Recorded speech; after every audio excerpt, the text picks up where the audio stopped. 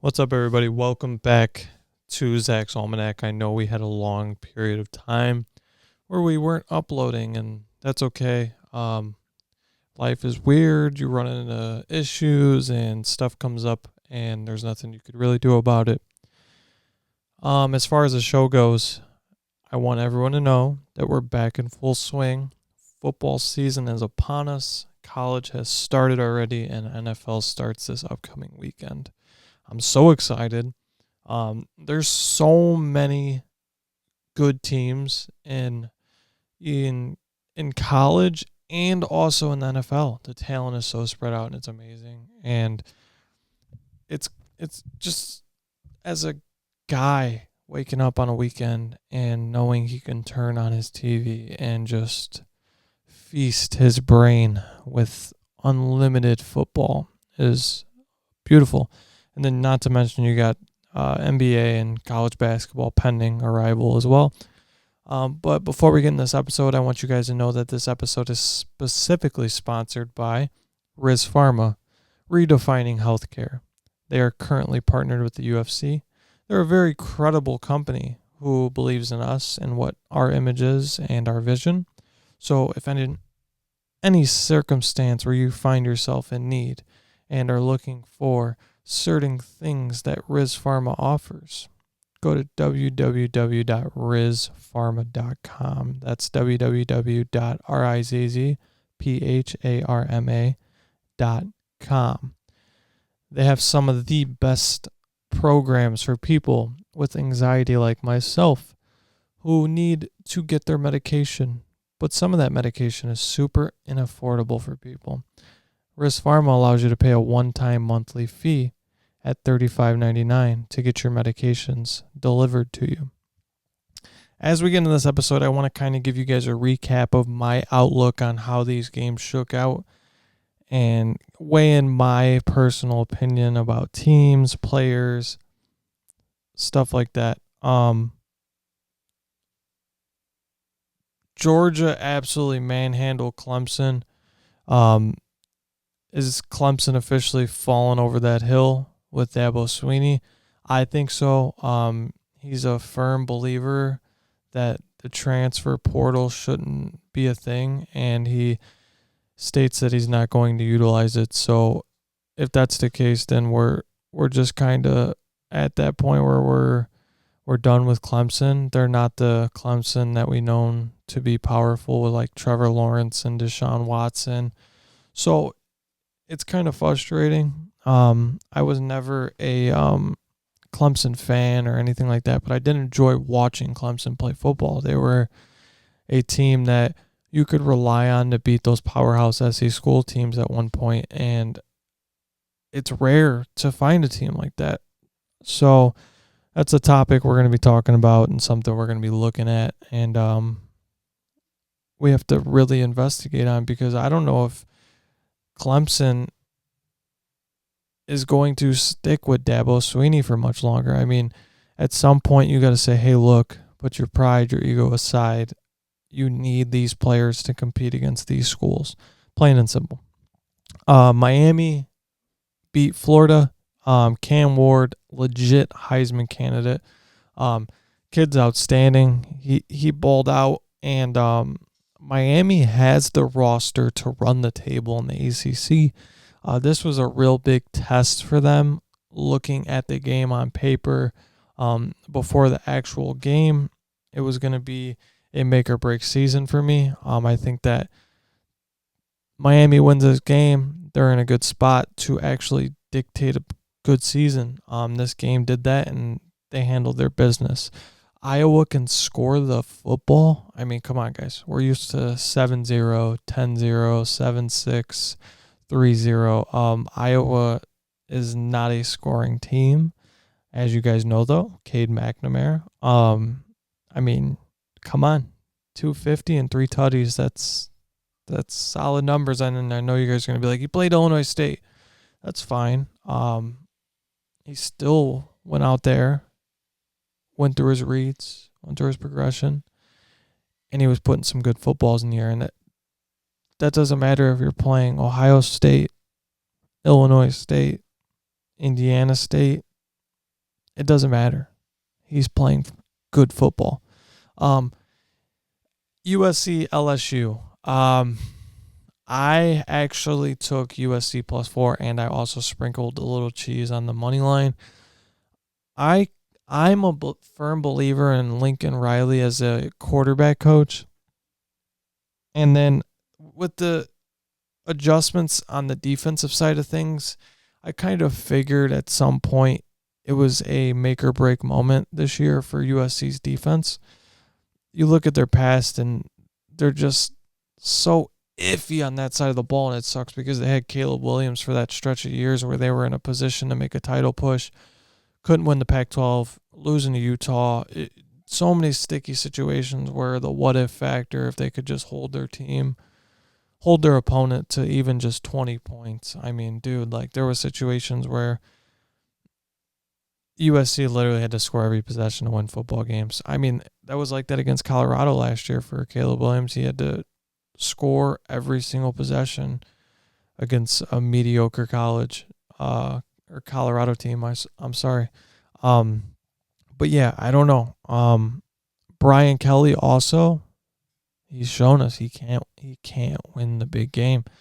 Prime time is just not his thing. Brian Kelly is not a prime time coach.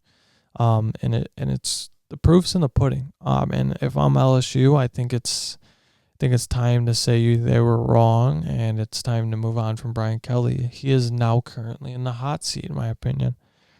As far as USC goes, joining the Big Ten, Miller Moss, 378, 1 touchdown. Kid played outstanding. I think he had a QBR of like 76 or something like that. It's really good. I see potential in him, especially having Lincoln Riley as the coach behind all of this. I think that they have the potential to do some damage in the Big Ten. I'm not saying this is a playoff football team, but just keep an eye on them as the weeks progress. They just beat an SEC school. I know that you're looking at a team with a mediocre coach. It don't matter. Those are SEC football players, strong, fast, athletic kids that get after it every possession, every down. If USC has this defense when Caleb Williams is still under center, do they win a national championship in 2022? I just talked about that, and it really is a debate that would be a good one to have. I think so, honestly. They were blowing teams out, and then their defense one week would give up 40, and they'd squeak by with an extra point or a 2-point conversion. So, who knows? As far as my squad goes, Notre Dame goes into Kyle Field in front of 107,000, kicks the door down, and handles business. We didn't blow them out. I didn't expect to do that. I knew this was going to be a tough, very hard game. You're in a hostile environment. And that's part of just having a great coach like Marcus Freeman, who has his guys ready, holding them accountable, making sure they're aware of the situation. That's the coach you need. He's a get-after-it guy, real grit. He game plans. He has his players ready to go to war. It doesn't matter who they're playing. He has his guys ready, and that's all that matters. I think that Notre Dame has a average schedule. I'm a fan, I'll be honest, unbiased. It's average, and I know this is going to be the join a conference year. Notre Dame doesn't deserve it. Blah, blah, blah, blah. Listen, to go into a hostile crowd with a transfer quarterback with Riley Leonard out of Duke, trying to teach him a new system with a young, mostly freshman offensive line, and beat a very good Texas A&M team is huge. It's huge for the recruiting side of things. It's huge for our season. It gets our energy in the right direction. I see nothing but upside with this team, and we can only improve from here. My motto for this season for this team is bend, don't break. There were some points in the game where I was telling my brother, hey, we we have to hold them to a field goal here. Just hold them to a field goal. It's okay. Just hold them to a field goal. Bend, don't break. And we did that. It worked in our favor. We ended up squeaking out 23-13. Great all-around team win. And it's on to the next week. NIU's no pushover. They have won 7 of their last 9 games going back to last year. So this is a team that's coming to try and knock our head off. It's plain and simple. There's a target on our back every week, so we have to be very cautious of how we take our steps in and out of games. Don't fall behind. Don't create deficits. Take care of business. Don't overlook opponents. And I'm glad that Marcus Freeman's the guy to dictate our year because he knows these things. He doesn't overlook people. He holds his team accountable. He's a player's coach, and that's why Marcus Freeman has the utmost respect from me. And as a long-time Notre Dame fan, as soon as they brought him on board, I knew it wasn't going to be right away national championship. I knew it's going to be rebuild, and that's fine. We're heading in the right direction. And Notre Dame fans, we have to be grateful. Look at LSU. Just look at LSU. Brian Kelly's a mean person, evil person. I just don't like the guy. It's not his football coaching ability. It's him as a person. Marcus Freeman's a great family man. He takes pride in his job, and that's what you look for in a coach. Someone that's ready to develop players. It's more than football. And when you find a coach that knows that, the potential is endless. I'm excited to bring you guys more content weekly. Tuesdays are going to be our upload days. I'll give you guys a recap of what actually happened over the weekend, and then the upcoming weekend of games and player props and who's on my watch list for the week, what we should be looking towards as far as the games go. We're going into week 2, which is September 3rd through the 7th. There's games spread out throughout the week. I'm going to name off some games that I'm going to keep an eye on that are games that I could see getting very interesting. Arkansas at Oklahoma State. I can see Arkansas winning this game. Just because Oklahoma State has a number next to their name, it doesn't mean much. Arkansas is a legit football program. It's an SEC football program. So keep an eye on that game.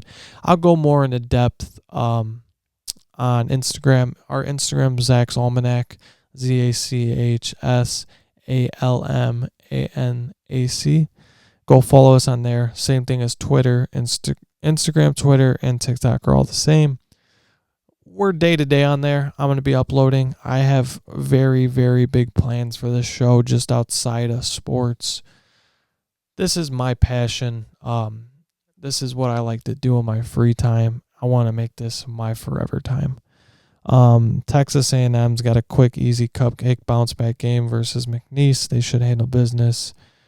Notre Dame, obviously, I just talked about NIU. I see Notre Dame covering at 29.5. We should win about 40 to, we'll give them 10. 40 to 10. We'll give them that cushion.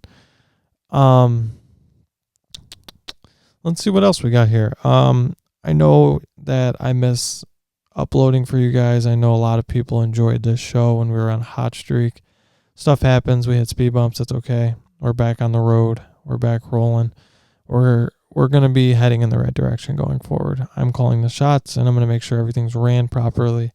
I'm also looking for a co-host. I want somebody to show up and have knowledge about what we're talking about and care about the show outside of just filming. I want you to take pride on your own behalf and make the effort to push this show onto people. I don't see many games that draw my attention, if I'm being honest. So NC State, Tennessee is a good game. NC State, ACC, Tennessee, SEC. My phone's up to the Bluetooth. Didn't mean to do that. Jesus. Let's see. The Tennessee line is -7. Over under at 60.5. I would probably lean more towards NC State with the +7. It's at NC State in Charlotte. But yeah, I'm just happy to be back filming and pushing out content. I'm looking forward to Notre Dame's football season. I'll actually be doing in-person video work at Notre Dame this upcoming Saturday. I'm excited. Interviewing students, maybe players, what their outlook is so far in the year, what they see in the future, and it's pretty exciting. So, thank you guys for watching. Friday's actually got a pretty good game. SMU and BYU. I could see BYU causing some chaos in that game. So, I'd probably take BYU +11.5. Northwestern and Duke also play Friday night. Northwestern is favorited by 3. Over-under sits at 38.5. I would honestly take the over in that game. That's fairly low, and I think Duke can score rather easy. Everyone have a great week. I will see you guys next time. Thank you for watching. Hit that subscribe button, hit that like button, share this with your friends who also enjoy sports.